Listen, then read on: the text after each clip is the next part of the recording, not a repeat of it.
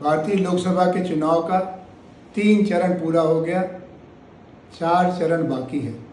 इस सप्तपदी के मध्य बिंदु पर हम आपको संबोधित करने का अनुमति चाहते हैं। हमारी निगाह में इस समय भारत की राजनीति में असत्य का आवेग है।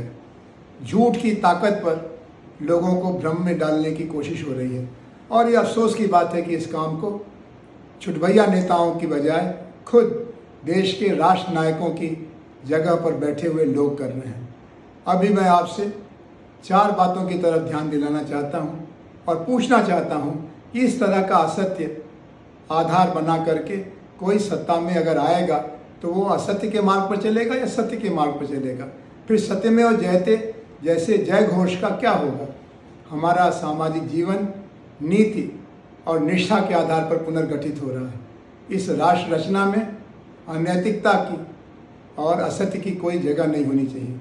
प्रधानमंत्री जी श्री नरेंद्र मोदी पहला असत्य क्या बोले? वो कहते हैं कि कांग्रेस का घोषणा पत्र उनको मुस्लिम लीग की याद दिलाता है, क्योंकि इसमें मुसलमानों के लिए विशेष सुविधाओं का उल्लेख है, मुसलमानों के अलगाववाद को बढ़ावा देने की कोशिश है। इसके बारे में मुस्लिम लीग के जानकार बताएंगे, हिंदू महासभा के जानकार बताएंगे, आरएसएस के जानकार बताएंगे कि कांग्रेस की तरफ से अगर कोई दोष रहा है तो वो यही रहा है कि उसने सर्वधर्म समभाव का रास्ता अपनाया, जिसमें हिंदुओं को, मुसलमानों को, सिखों को, ईसाइयों को एक दूसरे से नफरत की बजाय प्यार करना सिखाया गया। वो रास्ता कितना देश चला, कितना नहीं चला, ये तो सबके सामने है। लेकिन कांग्रेस के ऊपर ये आरोप लगाना कि वो मुस्लिमवादी है, हिंदू विरोधी है, बहुत बड़ा असत्य है।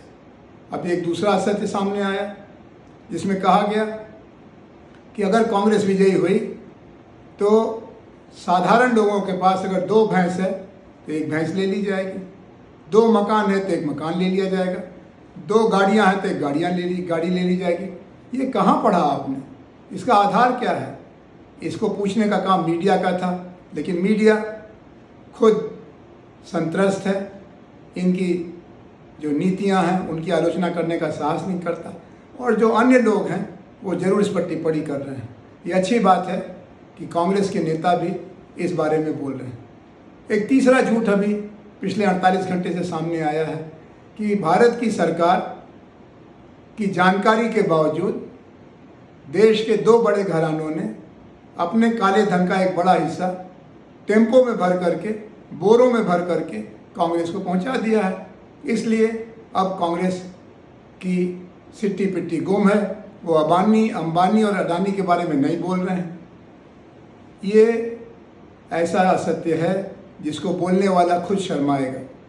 हम जानना चाहते हैं कि इस समय प्रधानमंत्री श्री नरेंद्र मोदी अपनी नीतियों का प्रचार करने की बजाय, अपने कार्यक्रमों का उद्घाटन करने की बजाय, अपनी तरफ से अगले 5 साल की विकास योजना को सामने लाने की बजाय असत्य भाषण का रास्ता क्यों अपना रहे हैं? क्या सचमुच चुनाव पर से इनकी पकड़ फिसल गई है?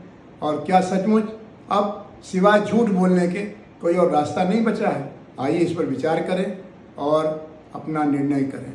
जय हिंद, जय जगत।